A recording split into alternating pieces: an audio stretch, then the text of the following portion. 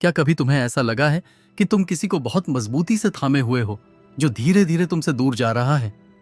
तुम प्यार को जिंदा रखने के लिए हर मुमकिन कोशिश कर रहे हो, लेकिन अंत में खुद को और भी खाली और अधूरा महसूस कर रहे हो। ये एक आम अनुभव है, जहां दिल जुड़ाव की चाह रखता है, लेकिन जो कदम उठाए जाते हैं वो प्यार की नींव को कमजोर कर देते हैं। सच ये है कि प्यार के लिए भीख मांगने से तुम किसी के और करीब नहीं होते, बल्कि वो तुमसे और दूर हो जाते हैं।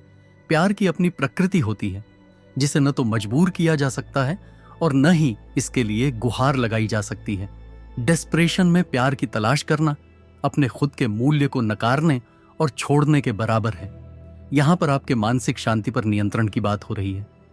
तो हम क्यों भीख मांगते हैं? क्या यह अकेले रहने का डर है, अस्वीकृति का डर है, या शायद यह विश्वास है कि हमारी कीमत किसी और की स्वीकृति पर निर्भर करती है? यह डर असली है, लेकिन गलत जगह पर है। यह हमारे फैसले को धुंधला कर देते हैं और हमें ऐसे रिश्तों में बांध देते हैं, एहसास देते हैं, जो शायद अब हमारे लिए सही नहीं है। लेकिन अगर हम प्यार को एक अलग तरीके से देखें तो क्या हम उन लोगों से चिपके रहने के बजाय जो हमें एक विकल्प के रूप में देखते हैं, प्यार को स्वाभाविक रूप से बहने देने की कला को अपनाएं? यहीं पर स्टोइसिज्म की समझ हमारी जिंदगी को बदल सकती है। स्टोइसिज्म और प्राचीन फिलॉसफी हमें सिखाती है कि हमें उन चीजों पर ध्यान देना चाहिए जो हमारे नियंत्रण में हैं, जैसे कि हमारे विचार, क्रियाएं और नजरिया, और उन नतीजों के बारे में चिंता छोड़ देनी चाहिए जो हमारे हाथ में नहीं है।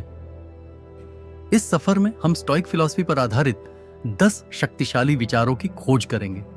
हम जानेंगे कि कैसे आत्मसम्मान को बढ़ाना है, सच्चे रिश्ते बनाना है और बिना किसी जोर जबरदस्ती के प्यार को पनपने देना है।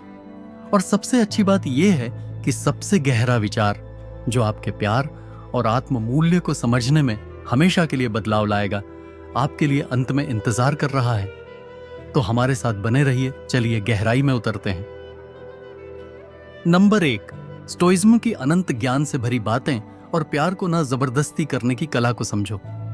खुद से प्यार करने की ताकत को समझने के लिए पहले हमें खुद से यह सवाल करना होगा, क्या तुम खुद से प्यार करते हो? यह एक साधारण सा सवाल लगता है, लेकिन कई लोग ईमानदारी से इसका जवाब देने में उलझ जाते हैं। जब हमारे आसपास की दुनिया में बाहरी मान्यता ज्यादा अहमियत रखती है, तो खुद से प्यार करना एक बात की सोच बन जाता है। लेकिन हम कैसे उम्मीद कर सकते हैं कि दूसरे हमारी कदर करें अगर हम खुद की कदर नहीं करते? लुसियस सेनेका, एक प्रमुख स्टोइक दार्शनिक, ने एक बार लिखा था, अगर किसी को नहीं पता कि वह किस दिशा में जा रहा है, तो कोई भी हवा मददगार नहीं होगी। इस उद्धरण का गहरा अर्थ है, बिना आत्म जागरूकता और अपनी खुद की कीमत को समझे हम अपने रिश्तों में बस यूं ही तैरते रहते हैं, उम्मीद करते हैं कि दूसरे हमारे अंदर के खालीपन को भर देंगे। लेकिन यह तरीका सिर्फ निराशा ही लाता है। आत्म प्रेम का मतलब घमंड या स्वार्थी होना नहीं है, बल्कि यह अपनी अंतर्निहित कीमत को समझने के बारे में है। जब आप खुद से प्यार करते हैं तो आप एक मजबूत आधार बनाते हैं, जो यह तय करता है कि आप दूसरों के साथ कैसे पेश आते हैं। आप सीमाएं तय करते हैं, अपनी जरूरतों को स्पष्ट करते हैं और उससे कम पर समझौता नहीं करते जो आप वास्तव में डिजर्व करते हैं। यह सिर्फ रोमांटिक रिश्तों के बारे में नहीं है। रिश्तों की बात करें तो यह दोस्ती, परिवार के रिश्ते और यहां तक कि प्रोफेशनल कनेक्शंस पर भी लागू होता है। सोचिए, कोई ऐसा इंसान जो अपने समय की कद्र करता है, अपनी भावनाओं को समझता है और अपनी तरक्की पर ध्यान देता है। ऐसे लोग जहरीले रिश्तों में रहने या उन लोगों के पीछे भागने की बजाय जो उनकी मेहनत का जवाब नहीं देते, उन लोगों को आकर्षित करते हैं जो उनकी आत्मसम्मान की कद्र करते हैं। यही आत्म प्रेम की परिवर्तनकारी शक्ति है। यह आपके हर रिश्ते का मानक तय करता है। लेकिन हम आत्म प्रेम को कैसे बढ़ावा दें? शुरुआत अपने मजबूत पहलुओं पर ध्यान देकर और अपनी छोटी छोटी उपलब्धियों को मान्यता देकर करें। अपनी अनोखी खूबियों के लिए आभार व्यक्त करें और खुद के साथ वही दया और करुणा से पेश आएं जो आप आमतौर पर दूसरों के लिए रखते हैं। उन गतिविधियों में हिस्सा लें जो आपको खुशी दें और आपको समय के साथ विकसित करने में मदद करें। ये प्रथाएं आपकी आत्म मूल्यता को मजबूत करेंगी। जैसे जैसे आप आत्म प्रेम विकसित करेंगे, आप अपने इंटरेक्शन में बदलाव महसूस करेंगे। आप अब दूसरों से मान्यता की तलाश नहीं करेंगे, क्योंकि आप पहले से ही अपनी वैल्यू जानते होंगे। यह आंतरिक आत्मविश्वास आकर्षक होता है। शुरुआत अपने मजबूत पहलुओं पर ध्यान देकर और अपनी छोटी छोटी उपलब्धियों को मान्यता देकर करें। अपनी अनोखी खूबियों के लिए आभार व्यक्त करें और खुद के साथ वही दया और करुणा से पेश आएं जो आप आमतौर पर दूसरों के लिए रखते हैं। उन गतिविधियों में हिस्सा लें जो आपको खुशी दें और आपको समय के साथ विकसित करने में मदद करें। ये प्रथाएं आपकी आत्म मूल्यता को मजबूत करेंगी। जैसे जैसे आप आत्म प्रेम विकसित करेंगे, आप अपने इंटरेक्शन में बदलाव महसूस करेंगे। आप अब दूसरों से मान्यता की तलाश नहीं करेंगे, क्योंकि आप पहले से ही अपनी वैल्यू जानते होंगे। यह आंतरिक आत्मविश्वास आकर्षक होता है।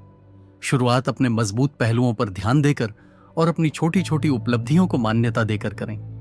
अपनी अनोखी खूबियों के लिए आभार व्यक्त करें और खुद के साथ वही दया और करुणा से पेश आएं जो आप आमतौर पर दूसरों के लिए रखते हैं।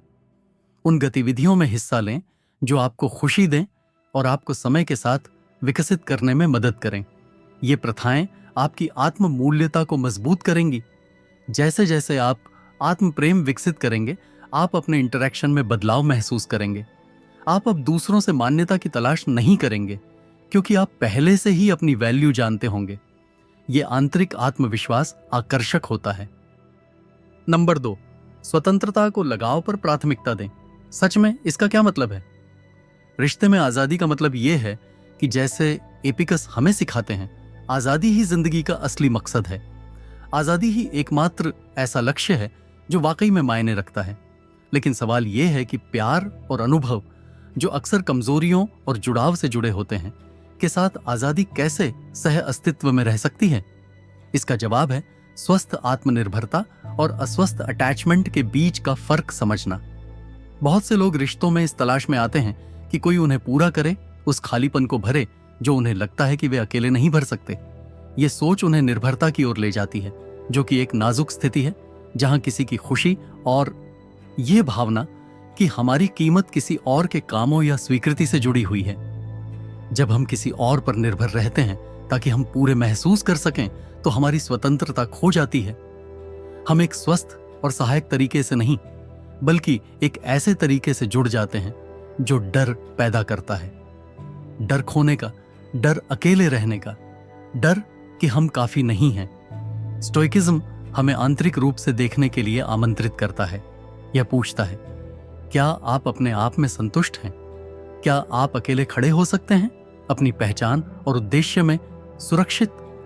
जब आप अपनी स्वतंत्रता को बढ़ावा देते हैं, तो आप जरूरत से प्यार की तलाश नहीं करते। इसके बजाय आप एक प्रचुरता के स्थान से स्वतंत्र रूप से प्यार करना चुनते हैं। बजाय इस बात के कि आपसी रिश्ते में कमी की बात करें, सोचिए कि दो लोग हैं जो एक दूसरे के साथ हैं, लेकिन अपने अपने जीवन में भी खुश हैं। वे अपने व्यक्तिगत लक्ष्यों का पीछा करते हैं, अपनी रुचियों को बढ़ाते हैं और अपनी खुद की कंपनी का आनंद लेते हैं। जब वे साथ होते हैं तो उनका रिश्ता आपसी सम्मान और प्रशंसा से भर जाता है। कोई भी अकेले रहने के डर से नहीं लिपटता, क्योंकि उन्हें पता है कि उनकी कीमत दूसरे की मौजूदगी पर निर्भर नहीं करती। यही बात स्वतंत्रता को संबंध से ज्यादा महत्वपूर्ण मानने की है। प्यार एक चुनाव बन जाता है, मजबूरी नहीं। दूसरी तरफ एक बात पर विचार करें, एक ऐसा रिश्ता है जहां एक व्यक्ति को दूसरे के बिना अधूरा महसूस होता है।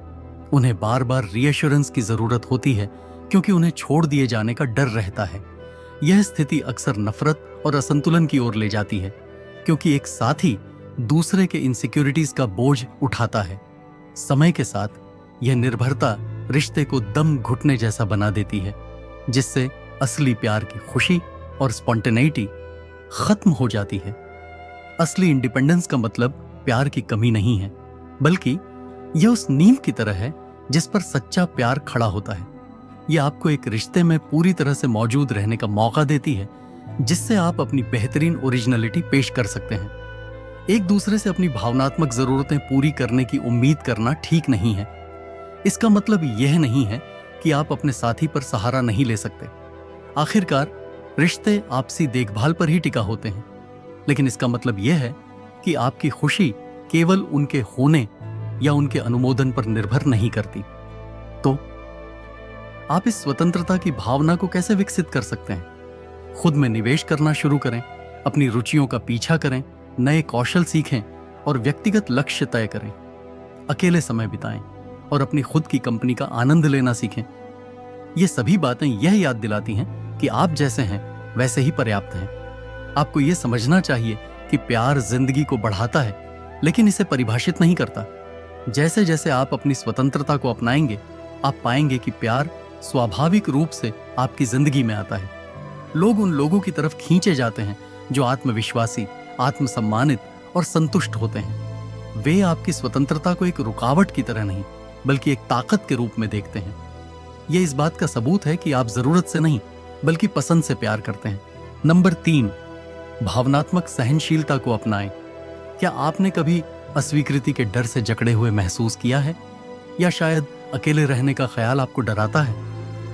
ये भावनाएं स्वाभाविक हैं, लेकिन जब इन्हें अकेला छोड़ दिया जाता है, अगर हम इसे अनदेखा करते हैं, तो ये हमें अनावश्यक दुखों की ओर ले जा सकते हैं।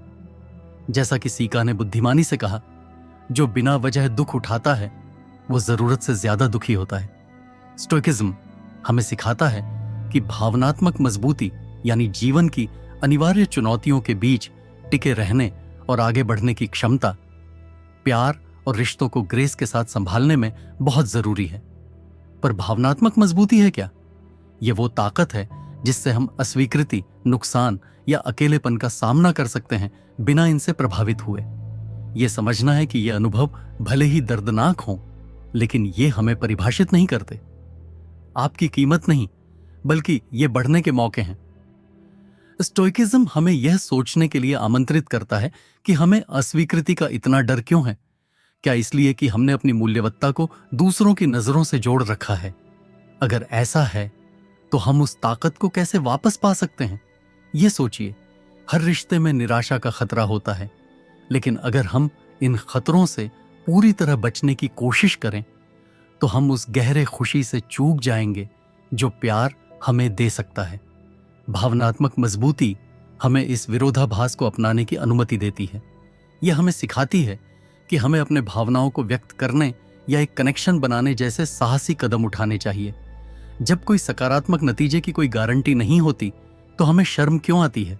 हमारी खुशी इस बात में नहीं है कि हमें क्या प्रतिक्रिया मिलती है, बल्कि इस बात में है कि हम अपने मूल्यों के अनुसार कैसे काम करते हैं।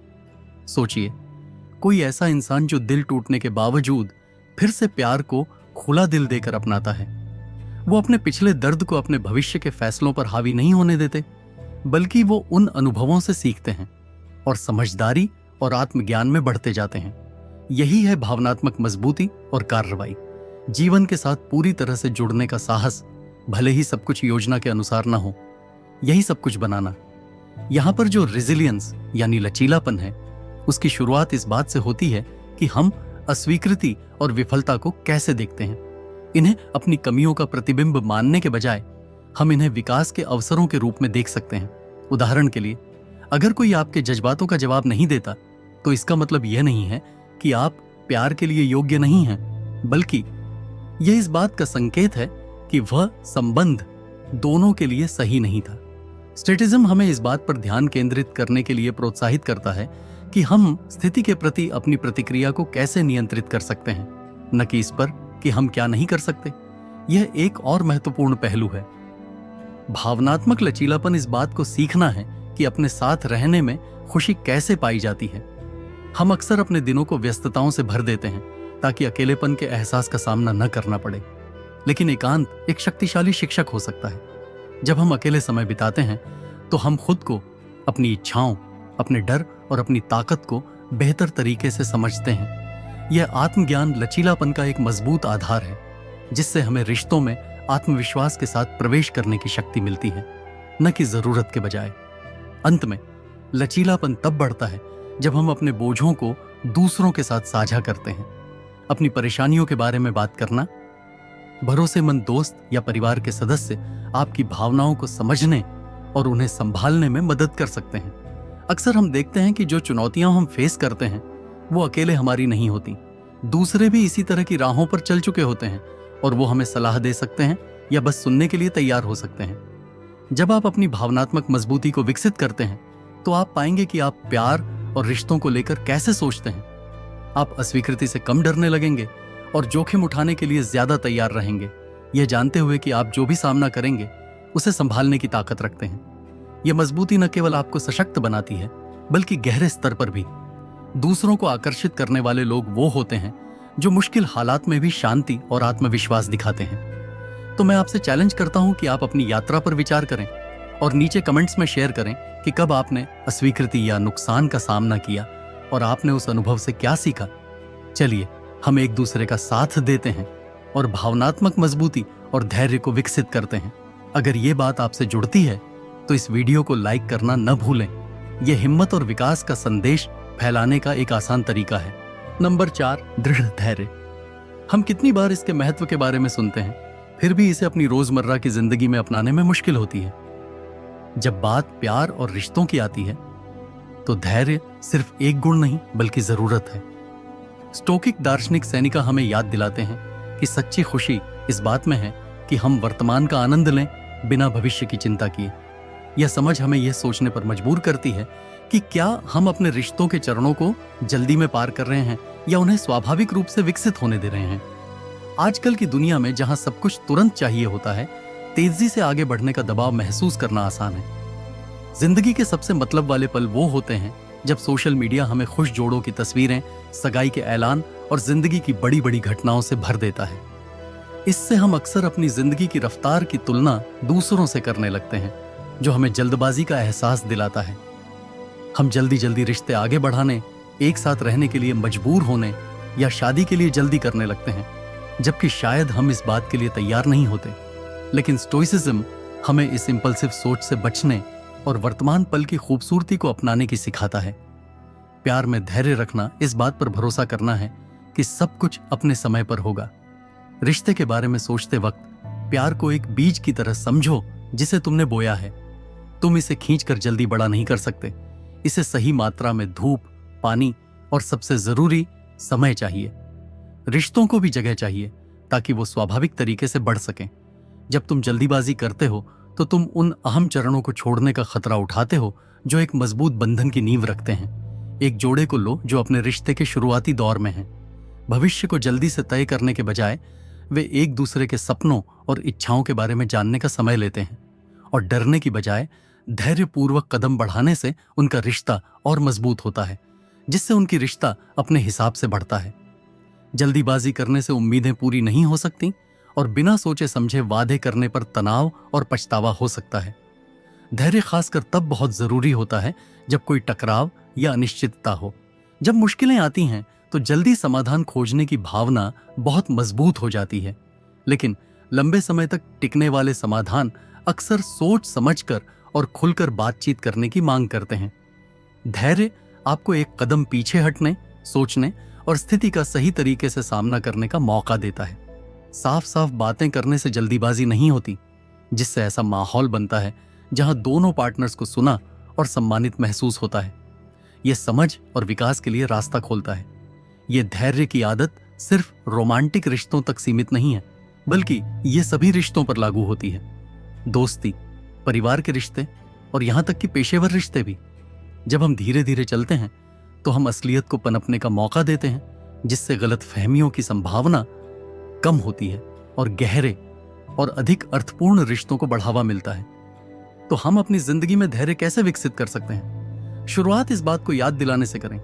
अपनी रोज की जिंदगी में खुद को इस बात पर ध्यान केंद्रित करने के लिए याद दिलाते रहो कि वर्तमान में जीना कितना जरूरी है। जब भी तुम्हें जल्दी करने की इच्छा महसूस हो, थोड़ी देर ठहरो और खुद से पूछो कि मैं तेजी से आगे बढ़कर क्या हासिल करना चाहता हूं। अक्सर तुम्हें पता चलेगा कि इसका जवाब डर या असुरक्षा में छिपा होता है, जिनसे निपटने के लिए हमें स्टोइसिज्म प्रोत्साहित करता है। जैसे ही तुम धैर्य को अपनाते हो, तुम अपनी रिश्तों में एक गहरा बदलाव महसूस करोगे।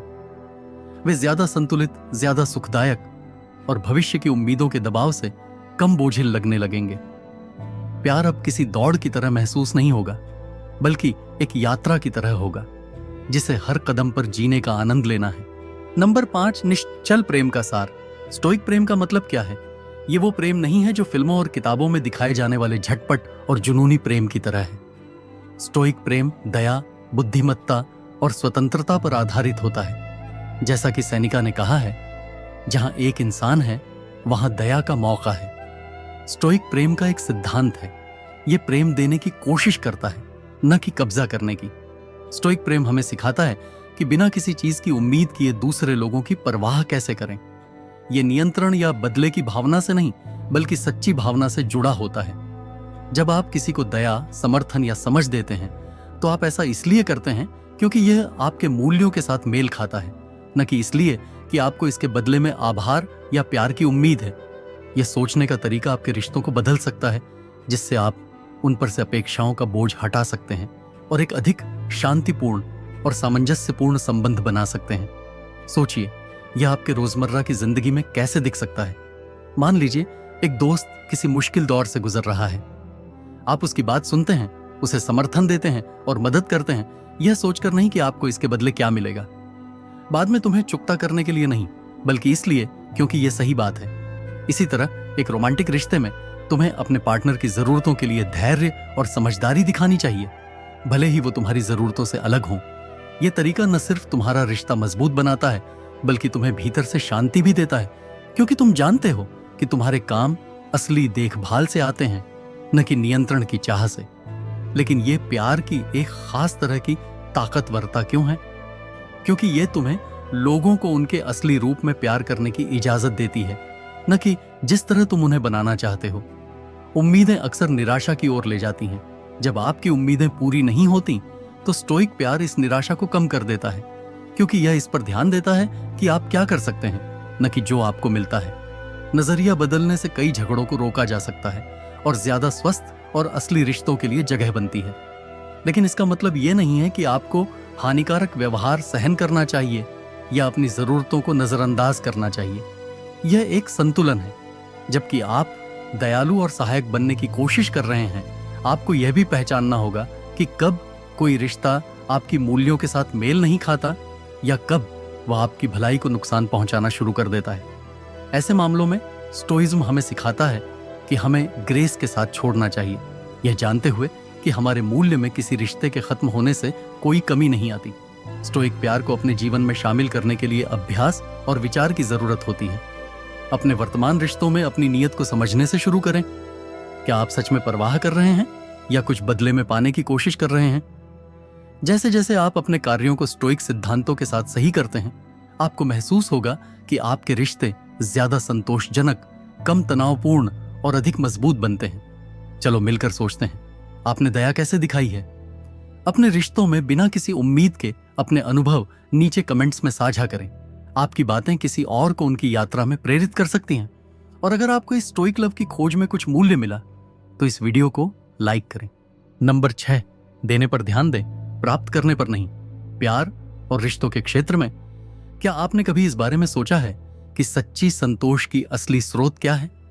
क्या ये वो चीजें हैं जो हम दूसरों से पाते हैं, या वो जो हम दूसरों को देते हैं? ये एक सदा सत्य है जो हमेशा गूंजता है। इस साधारण लेकिन गहरे कहावत में कहा गया है कि देना लेना से ज्यादा पुण्यदायी होता है। यह हमें सिखाता है कि खुशी अक्सर देने के काम से ही मिलती है। स्टोइकिज्म हमें यह सिखाता है कि हमें उन चीजों पर ध्यान केंद्रित करना चाहिए जिन पर हमारा नियंत्रण है, जैसे हमारी क्रियाएं, हमारी मंशा और स्वतंत्रता से देने की हमारी क्षमता, बजाय इसके कि हम दूसरों की प्रतिक्रियाओं या परिणामों पर ध्यान दें। जब हम अपनी सोच को लेने से देने की ओर मोड़ते हैं, तो हम उन उम्मीदों की चिंता से खुद को मुक्त कर लेते हैं जो कभी पूरी नहीं होती। प्यार, ध्यान और सम्मान अब चीजें नहीं रह जाती जिन्हें हम इकट्ठा या व्यापार करते हैं, बल्कि ये उपहार बन जाते हैं। यहाँ एक बिना शर्त का प्रस्ताव है जो स्टोइक सिद्धांतों के साथ मेल खाता है। ये सिद्धांत इस बात पर जोर देते हैं कि हमारी आंतरिक शांति और सद्गुण बाहरी मान्यता पर निर्भर नहीं करते। सोचिए, एक ऐसा रिश्ता जहां दोनों पक्ष देने पर ध्यान दें, लेने पर नहीं। जब एक साथी का दिन खराब होता है, तो दूसरा साथी समर्थन देता है, न कि सिर्फ इसीलिए कि उसे प्रशंसा या आभार चाहिए, बल्कि इसीलिए कि उसे सच में परवाह है। इस रिश्ते में देने का यह काम एक ऐसा माहौल बनाता है जहां प्यार और दया स्वाभाविक रूप से पनपते हैं। विश्वास गहरा होता है और दोनों व्यक्ति खुद को महत्वपूर्ण महसूस करते हैं, न कि किसी बाहरी मान्यता के कारण। लोग रिश्तों में क्या लेते हैं, इस पर ध्यान देने के बजाय यह जरूरी है कि हम यह देखें कि हम क्या योगदान देते हैं। बिना किसी उम्मीद के देना यह नहीं है कि दूसरों को हमारी दयालुता का फायदा उठाने दिया जाए। समझदारी से दिया गया योगदान हमेशा सोच समझकर और इरादे से होता है। आप जो कुछ भी देते हैं वो आपके मूल्यों और सीमाओं से मेल खाता है, इस बात का ध्यान रखते हुए कि आपकी हरकतें ताकत से भरी हों, न कि मजबूरी या डर से। जब देने की भावना आत्मसम्मान से जुड़ी होती है तो यह आपके भले के लिए फायदेमंद होती है, न कि नुकसानदायक। यह देने का तरीका सिर्फ रोमांटिक रिश्तों तक ही सीमित नहीं है, बल्कि दोस्ती में भी लागू होता है। एक उदाहरण है, जो लोग महत्वपूर्ण मोड़ याद रखते हैं वो मुश्किल समय में सुनने के लिए तैयार रहते हैं या मदद का हाथ बढ़ाते हैं। ऐसे रिश्ते सच्चे और स्थायी होते हैं। यही बात पेशेवर रिश्तों पर भी लागू होती है, जहां उदारता, ज्ञान साझा करना, दूसरों को मार्गदर्शन देना या बिना घमंड के मिलकर काम करना आपसी सम्मान और दोस्ती को बढ़ावा दे सकता है। लेकिन क्या होगा अगर आपके प्रयासों का कोई जवाब न मिले? स्टोइसिज्म हमें याद दिलाता है कि हम यह नहीं कंट्रोल कर सकते कि दूसरे हमारे कार्यों पर कैसे प्रतिक्रिया देते हैं। हम सिर्फ अपने कार्यों को ही नियंत्रित कर सकते हैं। अगर आपकी दयालुता को अनदेखा किया गया तो यहां तक कि आभार जताने में भी आपके उपहार की कद्र कम नहीं होती। जब आप परिणाम से अलग रहते हैं तो आप अपनी शांति और इज्जत बनाए रखते हैं। जैसे मार्कस ऑरेलियस ने लिखा था, इस जीवन का फल एक अच्छा चरित्र और आम भलाई के लिए काम करना है। इस सिद्धांत को अपनाने के लिए सोचिए कि आप अपने रोजमर्रा की जिंदगी में कैसे दे सकते हैं। आप बिना किसी चीज की उम्मीद किए प्यार और दया कैसे दिखा सकते हैं। शुरुआत छोटी करें, एक अच्छा शब्द, एक सुखद इशारा या बस किसी जरूरतमंद के लिए मौजूद रहना। ये काम न केवल आपके चारों ओर के लोगों की जिंदगी को समृद्ध करते हैं, बल्कि आपके अपने जीवन को भी मजबूत बनाते हैं। नंबर 7, अपने जीवन के मकसद और संबंधों को समझने के लिए खुद से प्यार करना बहुत जरूरी है। जिंदगी की हर यात्रा खुद से प्यार करने से शुरू होती है और यह सच प्यार और रिश्तों में और भी ज्यादा स्पष्ट होता है। अगर आपने पहले अपने अंदर प्यार नहीं जगाया तो आप पूरी तरह से न तो प्यार दे सकते हैं और न ही ले सकते हैं। डेलुसिया सीनिका के शब्द एक मार्गदर्शक रोशनी की तरह हैं।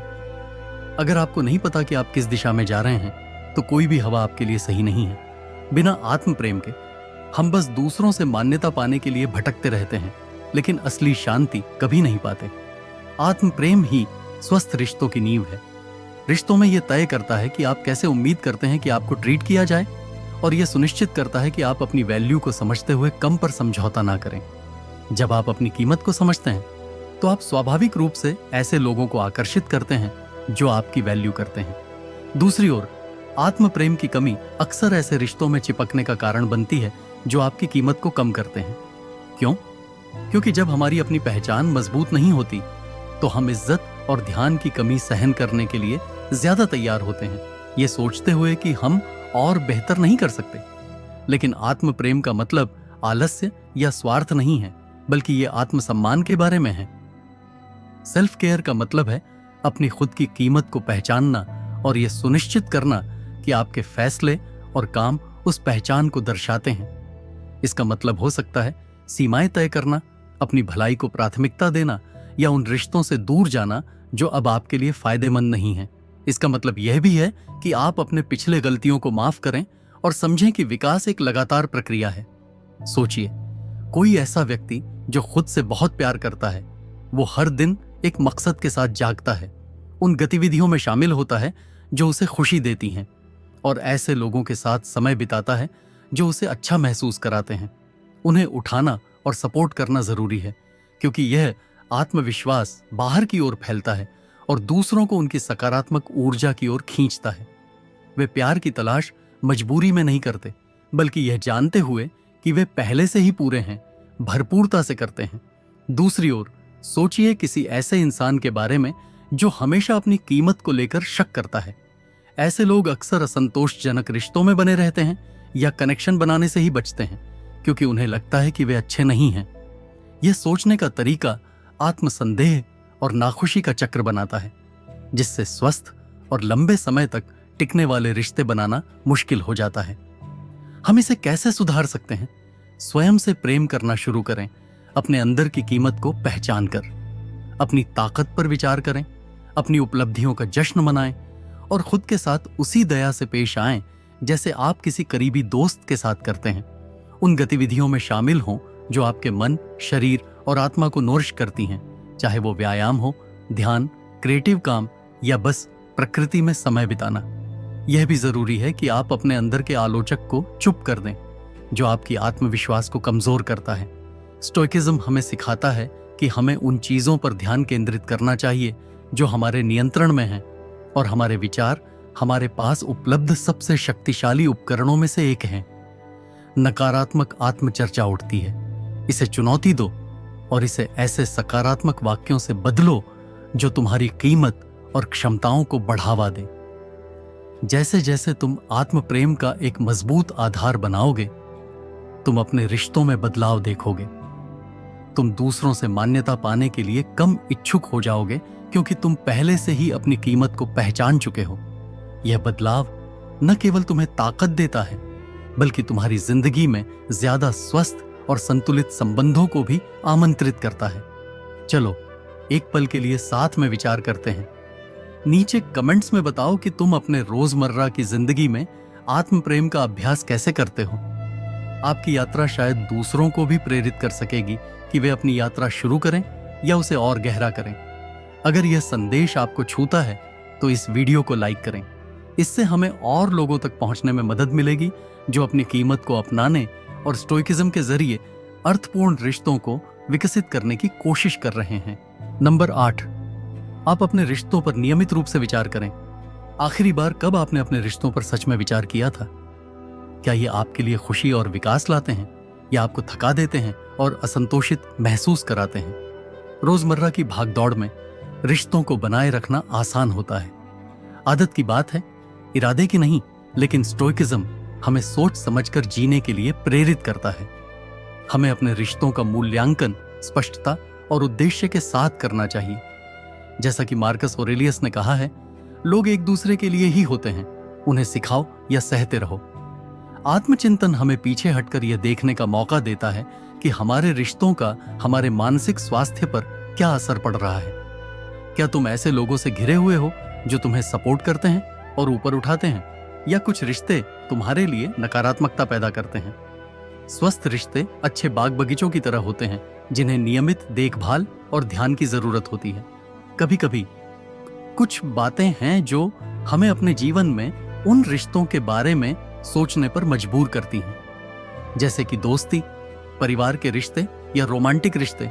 इनमें से कौन से रिश्ते आपको सच में समझते हैं और आपकी कद्र करते हैं? कौन से रिश्ते आपको बेहतर इंसान बनने के लिए चुनौती देते हैं? दूसरी तरफ, कौन से रिश्ते आपको खाली और थका हुआ महसूस कराते हैं? ये सवाल मुश्किल है, लेकिन जरूरी भी हैं। स्टोइकिज्म हमें सिखाता है कि हमें दूसरों के साथ अच्छाई और आपसी सम्मान से जुड़ना चाहिए, लेकिन यह हमें यह भी याद दिलाता है कि हमें अपनी आंतरिक शांति की रक्षा करनी चाहिए। आपके रिश्तों पर सोचने का मतलब हमेशा लोगों को काट देना नहीं होता। कभी कभी यह इस बारे में होता है कि कहाँ बातचीत बेहतर हो सकती है या सीमाएं कैसे मजबूत की जा सकती हैं। हो सकता है कि एक तनावपूर्ण रिश्ता एक दिल से की गई बातचीत से बेहतर हो जाए, या एक अनदेखी दोस्ती को थोड़ा और समय और ध्यान देने से फिर से जी उठे।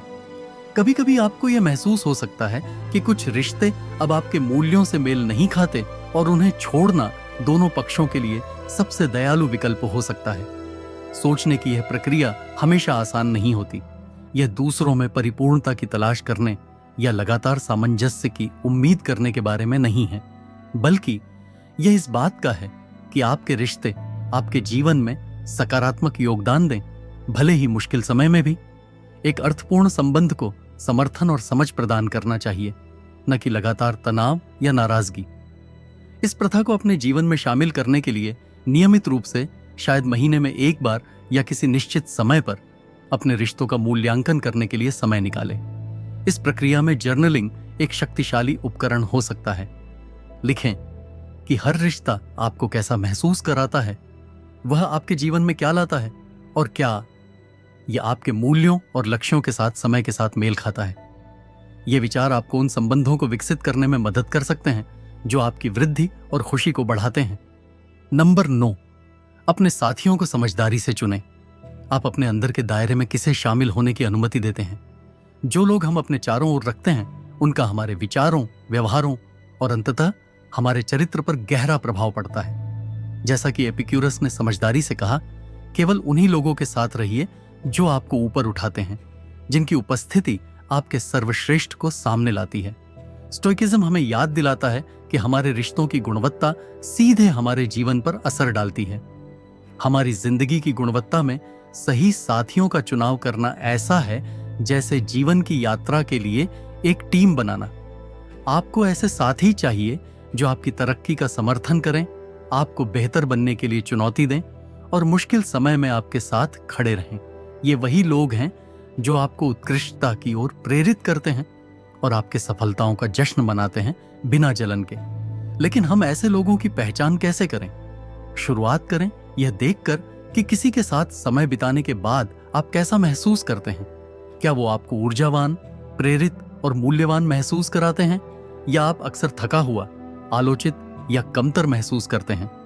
यहां उनकी मौजूदगी का मतलब ये नहीं है कि दूसरों का कठोरता से जज करना है, बल्कि ये उन पैटर्न को पहचानने के बारे में है जो आपकी भलाई को बढ़ाते हैं या घटाते हैं। स्वस्थ साथी आपके सीमाओं का सम्मान करते हैं और आपके विकास को प्रोत्साहित करते हैं। जब जरूरत होती है तो वे आपके लिए सकारात्मक फीडबैक देते हैं और आपको अपने विचारों और भावनाओं को व्यक्त करने के लिए एक सुरक्षित स्थान प्रदान करते हैं। बदले में वे आपसे भी उसी स्तर का सम्मान और समर्थन की उम्मीद करते हैं। ये आपसी रिश्ते आपसी विश्वास, ईमानदारी और देखभाल की नींव पर बनते हैं। दूसरी तरफ अस्वस्थ रिश्तों में आपकी मानसिक और भावनात्मक सेहत पर बुरा असर डालने वाले नकारात्मक या जहरीले साथियों की बातें आपको बार बार आलोचना कर सकती हैं, आपको नियंत्रित करने की कोशिश कर सकती हैं या आपके साथ प्रतिस्पर्धा कर सकती हैं। समय के साथ ये सब आपके आत्मविश्वास को कम कर सकते हैं और आपकी व्यक्तिगत विकास में बाधा डाल सकते हैं। स्टोइकिज्म हमें सिखाता है कि हमें अपनी आंतरिक शांति की रक्षा करनी चाहिए और ऐसे प्रभावों से दूर रहना चाहिए। लेकिन किसी रिश्ते को खत्म करना या उससे दूरी बनाना आसान नहीं होता। इसके लिए हिम्मत और अपनी जरूरतों और मूल्यों की गहरी समझ की जरूरत होती है। लेकिन याद रखें, नकारात्मक प्रभावों को छोड़ने से आपके लिए नई संभावनाओं का रास्ता खुलता है। स्वस्थ और संतोषजनक रिश्तों का निर्माण उन लोगों के साथ समय बिताने से होता है जो आपको प्रोत्साहित और प्रेरित करते हैं। यह न केवल आत्म देखभाल का एक तरीका है, बल्कि यह सच्चे और ठोस जीवन जीने की दिशा में एक कदम भी है। अपने जीवन के साथियों के बारे में सोचें। क्या वे आपको उस इंसान बनने में मदद कर रहे हैं जो आप बनना चाहते हैं? अगर नहीं, तो आप अपने रिश्तों को अपने मूल्यों के साथ संरेखित करने के लिए क्या बदलाव कर सकते हैं? अगर आपको यह संदेश पसंद आया है तो नीचे कमेंट में अपने विचार साझा करें और इस वीडियो को लाइक करें। यह हमारे समुदाय का समर्थन करने का एक साधारण तरीका है। स्टोइक विचारधारा की अनंत बुद्धिमत्ता फैलाओ। नंबर 10, छोड़ना सीखो।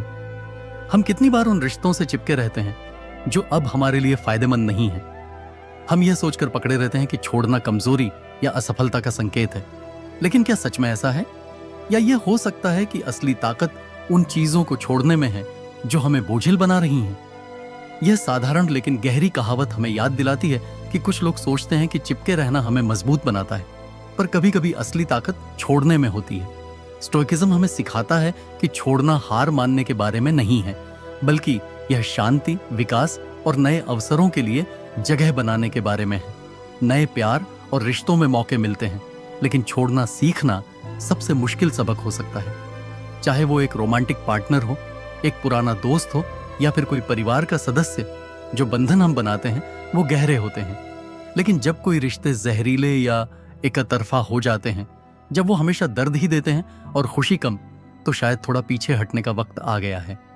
स्टोइसिज्म हमें ये सोचने पर मजबूर करता है कि क्या हम इन रिश्तों को थामे हुए हैं क्योंकि ये सच में हमारी जिंदगी को बेहतर बनाते हैं, या फिर हम बदलाव की अनिश्चितता से डर रहे हैं।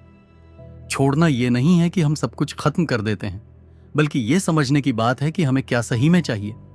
दूसरे व्यक्ति की परवाह करना, इसके विपरीत, दोनों के लिए एक गहरे दयालुता का काम हो सकता है। जब हम नियंत्रण करने या चिपकने की जरूरत को छोड़ देते हैं, तो हम दोनों को कहीं और संतोष पाने का मौका देते हैं। कभी कभी छोड़ देना सबसे प्यार भरा चुनाव हो सकता है। सोचो, एक रोमांटिक रिश्ते के बारे में जो दूर हो गया है, भले ही तुमने पूरी कोशिश की हो। वो कनेक्शन मजबूर सा लगता है और न तो साथी सच में खुश है। स्टोइक नजरिया ये पूछेगा कि क्या तुम प्यार में रह रहे हो या डर की वजह से? अकेले रहने का डर, नए सिरे से शुरुआत करने का डर, या यहां पर जो लोग सोच सकते हैं कि इस स्थिति में छोड़ देना एक असफलता है, असल में यह इस बात की पहचान है कि रिश्ते का समय पूरा हो चुका है और दोनों व्यक्तियों को कहीं और खुशी पाने का मौका मिलना चाहिए। यही बात दोस्ती पर भी लागू होती है। हो सकता है कि आप एक ऐसे दोस्त के साथ हो जिसकी सोच या व्यवहार अब आपके साथ मेल नहीं खाता। उसे पकड़े रखना वफादारी की बात लग सकती है, लेकिन इसके लिए आपकी आंतरिक शांति और व्यक्तिगत विकास की कीमत चुकाना सही नहीं है। छोड़ना एक प्रक्रिया है, यह एक रात में लिया गया फैसला नहीं है। इसके लिए सोच विचार, हिम्मत और ब्रह्मांड की बुद्धि पर विश्वास चाहिए। स्टोइकिज्म हमें यह सिखाता है कि हमें केवल वही चीजें पर ध्यान देना चाहिए जिन पर हमारा नियंत्रण है, जैसे हमारी क्रियाएं, हमारा सोचने का तरीका और आगे बढ़ने की हमारी क्षमता। दूसरों की प्रतिक्रियाएं और हमारे चुनावों के परिणामों को हमें ग्रेस के साथ स्वीकार करना चाहिए। जब आप छोड़ने की शक्ति को अपनाते हैं तो आपको एक नई स्वतंत्रता का अनुभव होता है। आप अब पुराने जख्मों या असंतोषजनक संबंधों के बोझ से बंधे नहीं रहते। यह स्वतंत्रता नए अनुभवों के लिए जगह बनाती है। एक स्वस्थ और खुशहाल रिश्ते की बात हो रही है जो आपकी जिंदगी में आएंगे, वो रिश्ते जो आपके मूल्यों के साथ मेल खाते हैं और असली खुशी लाते हैं। हमने 10 गहरी और ताकतवर स्टोइक विचारों का सफर किया है जो प्यार, आत्मसम्मान और रिश्तों पर अलग अलग नजरिए पेश करते हैं। ये विचार खुद से प्यार करने की मूल ताकत से लेकर छोड़ने के लिए जिस हिम्मत की जरूरत होती है तक का एक सफर है। ये सिद्धांत हमें एक ऐसे जीवन की ओर ले जाते हैं जहां प्यार स्वाभाविक रूप से बहता है, बिना किसी मजबूरी या हताशा के।